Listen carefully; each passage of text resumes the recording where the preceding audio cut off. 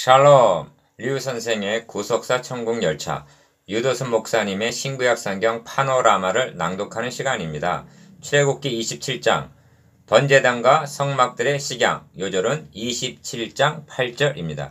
제단은 널판으로 속이 비게 만들되 산에서 너에게 보인 대로 그들이 만들게 하라. 27장의 내용은 번제단과 성막들의 식양입니다. 25장부터 시작된 성막의 식양들을 말씀하시면서 강조하고 있는 것이 너에게 보인 대로 8절 만들라는 말씀입니다. 25장에서 내가 그들 중에 괄 성수를 지으라고 명하심으로부터 내가 너에게 보인 대로 지을지니라는 말씀이 25장 9절, 40절, 26장 30절, 27장 8절에서 거듭거듭 강조하고 있습니다. 이는 가나안 땅에 정착하여 성전을 건축하게 되었을 때에도 다윗이 가로되 이 위의 모든 것의 식양을 여호와의 손이 내게 임하여 그려 나로 알게 하셨느니라. 역대상 28장 19절. 이고 성막이나 성전의 식양이 인간이 고안해낸 것이 아니라 하나님께서 보이신 식양대로 되었음을 증거해 주고 있습니다.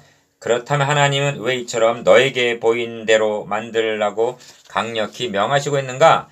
이에 대해 히브리서는 저희가 섬기는 것은 하늘에 있는 것의 모형과 그림자라 모세가 장막을 지으려 할 때에 지시하심을 얻음과 같으니 가라사대 삼가 모든 것을 산에서 너에게 보이던 본을 조차 지으라 하셨느니라. 히브리서 8장 5절 하고 이것이 모형과 그림자로 보여주셨음을 말씀해 주고 있습니다.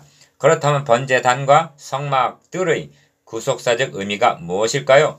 이를 세 단원으로 나누어 상고하겠습니다. 첫째 단원 1절에서 8절 성막의 앙장과 결부된 번제단.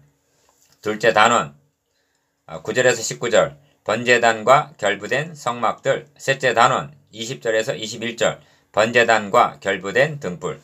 첫째 단원 1절에서 8절 성막의 앙장과 결부된 번제단.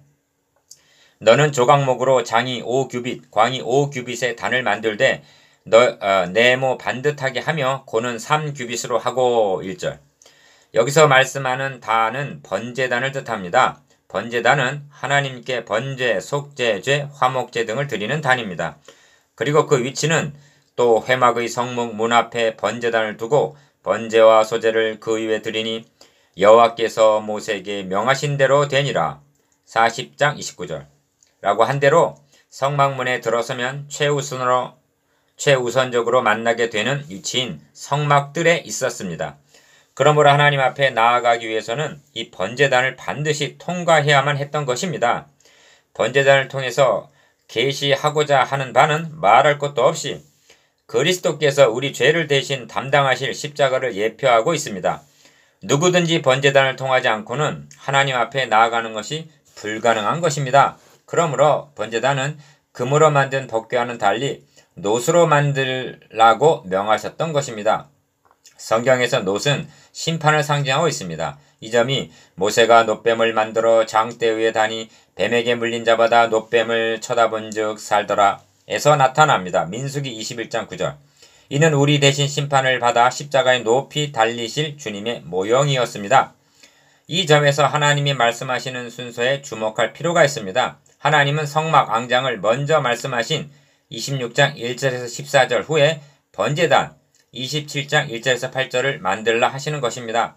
이것도 무심한 것이 아니라고 여겨집니다. 왜냐하면 성막은 인간의 몸을 입고 오실 그리스도의 모형이요. 그렇다면 어찌하여 성자 하나님께서 영광을 비우시고 해달의 가죽 26장 14절과 같은 인간의 비천한 모습을 입고 비천한 몸을 입고 임마누엘 하신단 말인가? 바로 번제단에서 죽임을 당하시기 위해서인 것입니다. 한 가지 짚고 넘어가야 할 식양이 남아 있습니다. 그것은 번제단 내 모퉁이 위에 뿔을 만들되 하신 2절 하신 뿔의 의미가 무엇일까 하는 점입니다. 이 뿔은 능력과 권세를 상징하고 있는데 번제단의 뿔은 이 복음은 모든 믿는 자에게 구원을 주시는 하나님의 능력이라 로마서 1장 16절을 나타내고 있습니다. 다윗은 여호와는 나의 구원의 뿔이시오 시편 18편 2절 이라고 찬양했으며 신약성경은 우리를 위하여 구원의 뿔을 그 종 다윗의 집에 일으키셨도다 누가복음 1장 69절 하고 구원하는 능력이 그리스도의 번제단에 있음을 증거하고 있습니다. 죄를 범한 자라도 도망하여 이 뿔을 잡으면 죽음을 면할 수가 있었던 것입니다. 열왕기왕상 1장 50절, 2장 28절. 하나님께서 너에게 보인 식양대로 하라 명하심은 이러한 모형과 그림자를 통해서 참 것을 계시하기 위해서였던 것입니다. 이것이 성막의 앙장과 결부된 번제단의 의미입니다. 둘째 단원 9절에서 19절. 번제단과 결부된 성막들. 너는 성막의 뜰을 만들지니 남을 향하여 뜰 남편의 광이 100규빗의 세마포장을 쳐서 그 한편을 당하게 할지니. 9절.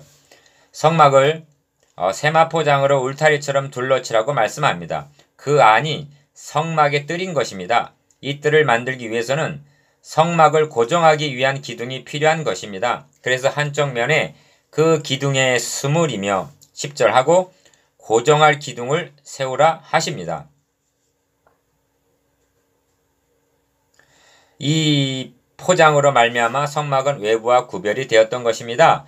이 뜰에는 번제단과 물두멍이 놓여 있습니다. 먼저 명심해야 할 점은 성막 뜰에 있어서 핵심은 번제단이란 점입니다. 번제단이 없는 성막들은 의미가 없는 것입니다. 번제단을 통해서 구속함을 얻지 못한 이방인 불신자들은 성막들에 들어갈 수가 없는 것입니다. 그러므로 성경은 주께서 택하시고 가까이 오게 하사 주의 뜰에 거하게 하신 사람은 복이 있나이다. 시편 65편 4절하고 노래하고 있는 것입니다. 그러므로 제사장이 성소에서 분향하는 동안 백성들은 바깥, 곧 뜰이죠. 뜰에서 기도하고 있는 것을 보게 됩니다. 누가복음 1장 10절.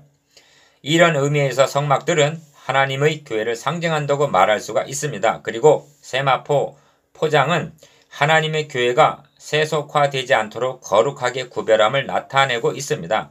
에스겔서에서는 성전뜰을 언급하면서 그 사방 다만 마당의 장과 광이 500척씩이라 그 담은 거룩한 것과 속된 것을 구별하는 것이더라고 설명해주고 있습니다. 에스겔 42장 20절.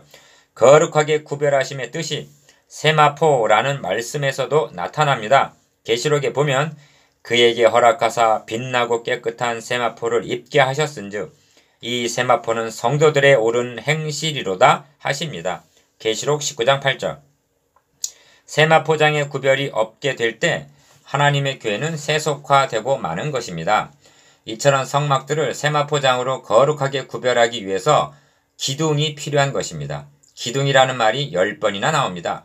기둥이 견고하게 서 있음이로만이 외부와의 구별이 가능하게 되는 것입니다. 성막을 중심으로 빙 둘러 서 있는 기둥들을 생각해 보십시오. 그리고 이 기둥에 세마포장이 둘러쳐진 광경을 상상해 보십시오. 기둥 하나하나가 누구의 모습같이 생각이 됩니까? 이는 마치 성도들이 세마포 옷을 입고 성막을 옹이하고 있는 듯이 보이지 않습니까?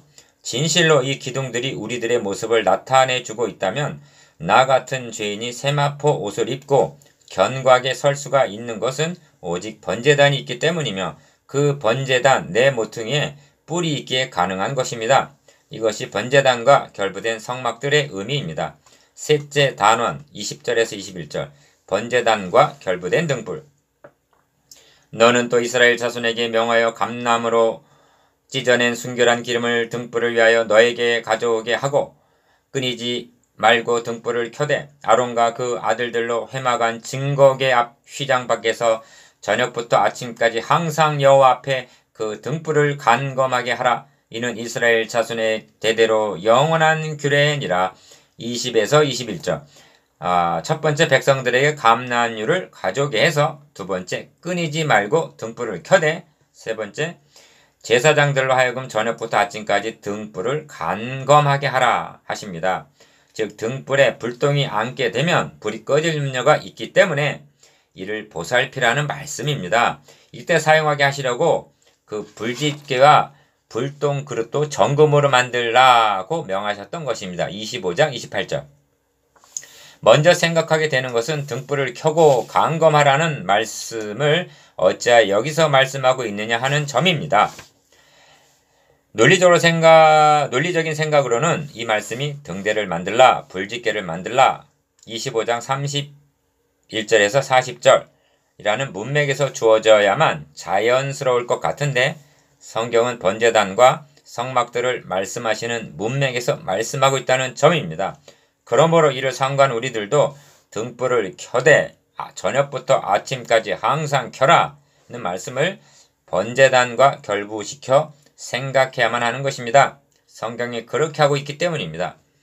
이 점에서 깨달아야 할 것은 그리스도에게 되어진 일은 그의 구속으로 말미암아 그의 성도들에게도 되어진 일이라는 진리입니다. 예를 들면 성막은 예수 그리스도의 모형임이 분명합니다. 그런데 구속사역은 여기서 멈추는 것이 아니라 구속으로 말미암아 성도들의 몸이 성막이 되었다는 데까지 나아가고 있는 것입니다. 25장에서 등대의 식양을 말씀할 때 분명 빛 대신 그리스도를 상징하고 있습니다. 그런데 본문에서 번제단, 구속과 결부시켜 말씀할 때는 성막들이 교회를 상징하고 있듯이 등불도 빛의 사명을 감당해야 할 교회를 상징하는 것으로 등장하고 있다는 점입니다. 그러하기에 성경은 일곱 첩대는 일곱 교회니라 고 말씀하면서 회개치 아니하면 내가 너에게 임하여 너의 촛대를 그 자리에서 옮기리라 계시록 1장 20절 2장 5절이라고 말씀하고 있는 것입니다. 간검하라는 뜻은 살피라는 말씀입니다. 이를 신학적으로 말하면 너희는 자기를 위하여 또는 온 양떼를 위하여 삼가라. 성령이 저들 가운데 너희로 감독자를 삼고 하나님이 자기 피로 사신 교회를 치게 하셨느니라가 될 것입니다. 사도행전 20장 28절. 그리스도인들은 자신과 교회의 등불 위에 불똥이 앉지 못하도록 강검해야 할 책임이 있는 것입니다. 그리하여만 너희는 세상의 빛이라 하신 사명을 감당할 수가 있는 것입니다. 나 같은 죄인이 감히 세상의 빛이 될 수 있었던 것은 전적으로 번제단으로 말미암아 가능하게 된 것임을 잊어서는 아니 됩니다. 이것이 번제단과 결부된 등불의 의미입니다.